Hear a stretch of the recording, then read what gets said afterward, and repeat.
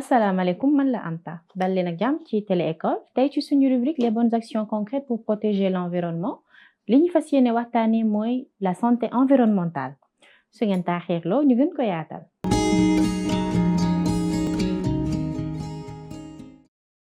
Alors, la santé environnementale est un domaine qui étudie les interactions entre l'environnement et la santé humaine. Alors, elle prend en compte les facteurs environnementaux qui peuvent affecter la santé humaine. Bu ma ko waree wax ci wolof mooy environnement ak wér-gu-yaramu nit la santé humaine en quelque sorte dañoo am ay interaction maanaam bii dafay am njeexintal ci nit ki bii aussi am njeexintal ci environnement bi. Je pense que c'est la bon traduction bu xaw a yemamaay la daal ci bu ma ko mënee waxee noonu maanaam daal ku ci nekk am na impact yu nga xamante ne nii moo xam positif wala négatif buy am répercussion ci nit ki mais day am na les actions de l'environnement dafay am répercussion ci nit ki mais aussi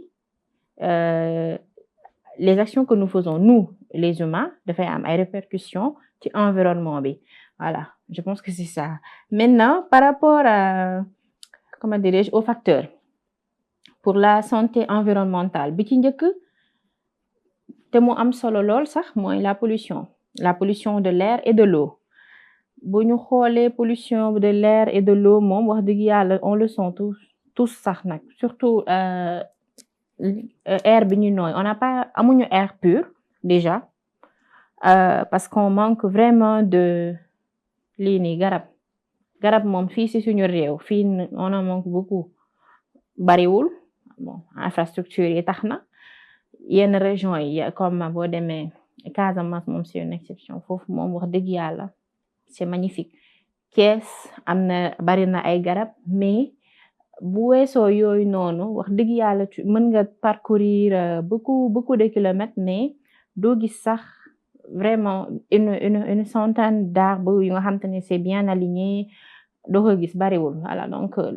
garab yi en retour dinañu permettre ñu am une air pure sachant que la pollution atmosphérique moom c'est catastrophique la couche d'ozone est en train d'être complètement détruite donc plantons des arbres. Il y a aussi la pollution de l'eau aquatique nga xamante ne dafay am benn impact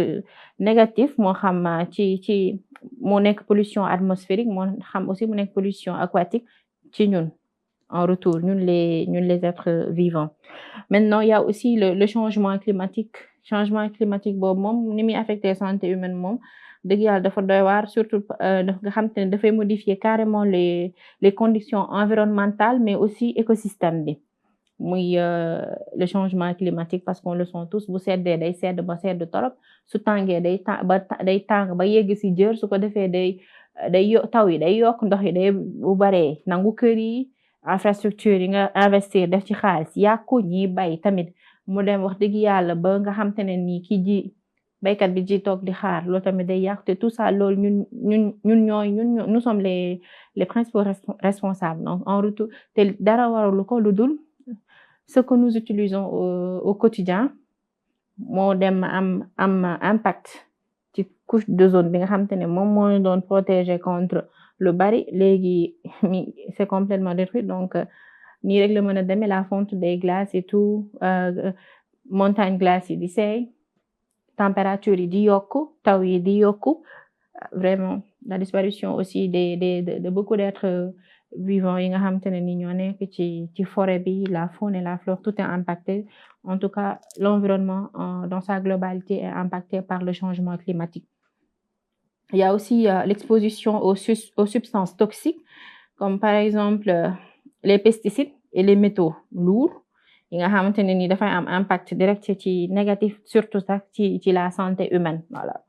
Donc exposition aux substances yooyu mooy yi nga xamante ne ni les usines les industriels yooyu moom la ñuy dégager bu ñu ko dégager non seulement dina dem ci atmosphère bi mais aussi dina ñëwaat ci ñun ñu koy noyyi après nag les métaux lourds qu'on respire les déchets la nga xamante ne la production de méthane les usines industrielles yi li ñuy sotti saxaar bi fii c'est lourd hein c'est buñ koy wax ni c'est à peu près c'est facile à dire mais boo ko xawee bàyyi xel tuuti nga xam impact bi nga xamante ne am na ko yow ci nit ki parce que boo xëncoo saxaar rek c'est insupportable mais imaginez leen un peu comment ça peut faire ci atmosphère bi ba yàq en plus beaucoup de choses yoo xamante ne nii wax dëgg yàlla nous on en a besoin pour avoir une bonne santé voilà avoir une bonne santé être en forme et toujours man dans ma logique mooy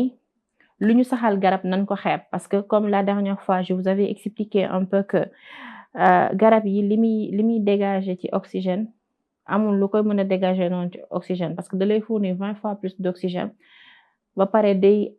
dafay jëlaat sa gaz carbonique bi ngay génnee vraiment donc si on peut les avoir moo xam des pots de fleurs dans nos appartements mais ay garab ci buntu kër gi loolu tamit ce serait vraiment magnifique aménager ay espaces yu nga xamante ne ni c'est juste des espaces verts pour dem toog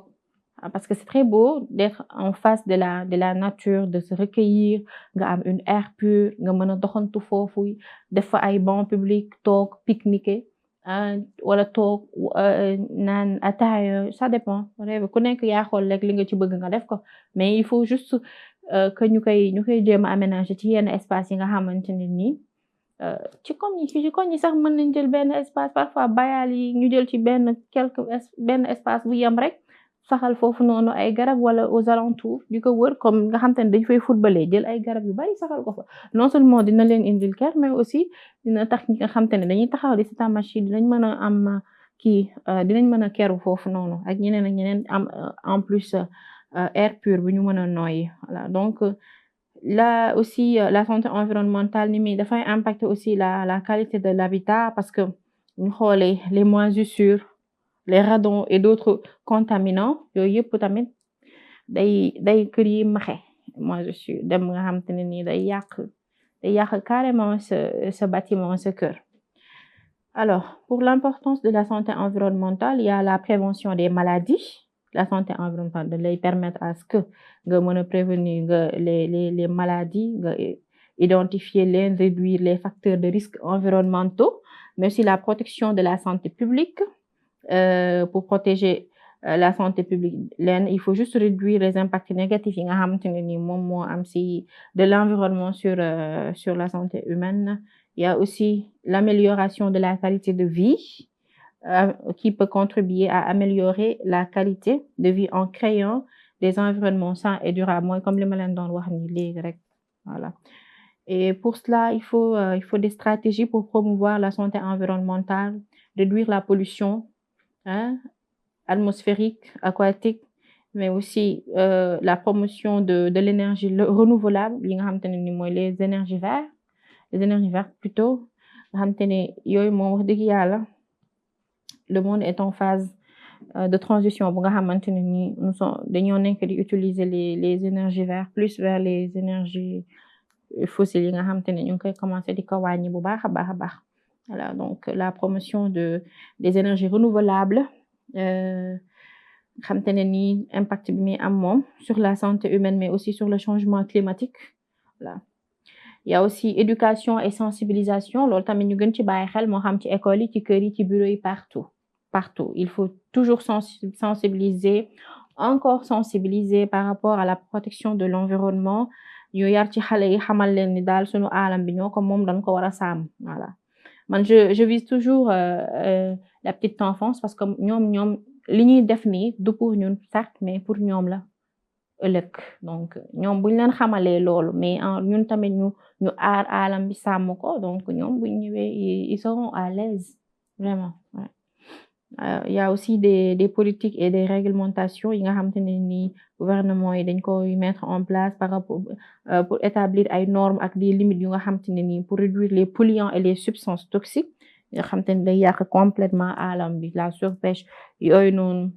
repos écologique tout tout est à refaire par rapport à l'environnement donc bon majorité bi ne savent pas ñi ci bari dañoo xamul du fekk dañoo bëggul mais dañoo xamul xam nga xale boo ko xamalee ne ko lii ñu saxal fii boo ko rombee boo ko arrosé wul bu ko dagg bàyyi ko foofu fleur bi on coupe pas les fleurs mais on coupe pas aussi les arbres faut arrêter on déracine ñu yóbbu ko feneen defaat ko fa mais on ne coupe pas vraiment la déforestation yooyu yëpp day yàq vraiment nañ ci góorgóorlu daal ñu lépp ñun la tout ça c'est nous donc faut qu'on fasse des efforts faisons des efforts quand même c'est très facile et très simple à faire c'est pas compliqué voilà donc su ko defee ñu gën ci bàyyi xel encore une fois rek wàññi pollution bi ku ci nekk na réduire pollution bi économiser énergie bi soo branché ci prise boo chargé ba pare tu débranches les écrans faut éteindre boo fayee ba pare nga débranché bul bàyyi foofu yàpp ne laajte mi ngi consommer énergie sans pour autant nga xam ko donc faut tout débrancher faut tout éteindre faut aérer bàyyi air bi dugg faut avoir des pots de fleurs partout voilà donc manger sainement di éviter di jënd tout ce qui est nga xamante ne ni ay plastique la faites des achats yu nga xamante ni utiles et des achats réfléchis comme non suñu ma ko mën a waxe des achats utiles daal nañ def ay achats utiles yu nga yooyu yëpp ci aar alam bi la ce sont des petites choses mais en retour bu ma ko defee keneen def ko su yàggee dina wàññeeku sachet yi ñuy proposé on ne les prend pas nañ jël des sachets en papier yi nga xamante ne ni parfois les grandes surfaces dañ koy joxe il faut les exiger wala buñ la ko joxee nga denc ko soo demee ngay jënd nga yóbbaale ko soo mënta yóbbaale yow sa leget comme léegi kenn yoratul leget sama genre bi voilà alors mis à part loolu aussi comme qu'est-ce que je disais des achats utiles ñuy jënd lu nga bu par exemple jënd yére yu bari yi boo jëndee lii mu wóor la ni mën nga ko jaayaat bon keneen utiliser ko faut pas jeter nga def loolu parce que tamit ay produits la yu nga xamante ne ni soit boo ko lakkee wala nga sànni ko c'est pas biodégradable ci alam bi lay des mooy comme mbuus yi nga xamante ne mën nga ko fa bàyyi un siècle après nga ñëwaat fekk ko fa ça gâche tout donc faisons des efforts quand même en plus par rapport aux aliments ñu jëndee lekk ba pare nañ raxas ba mu set conserver ko de telle sorte que bu mu bañ a yàqu parce que déchets alimentaires yi moom wax dëgg yàlla waxoon naa leen fii dafay produire méthane te méthane tamit baaxul voilà donc soyons responsables soyons conscients et soyons aussi protecteurs par rapport à l'environnement tey loolu laa leen indiloon ci suñu rubrique les bonnes actions concrètes pour protéger l'environnement di leen jox dig daje ba beneen yoon jërë ngeen jëf bye bye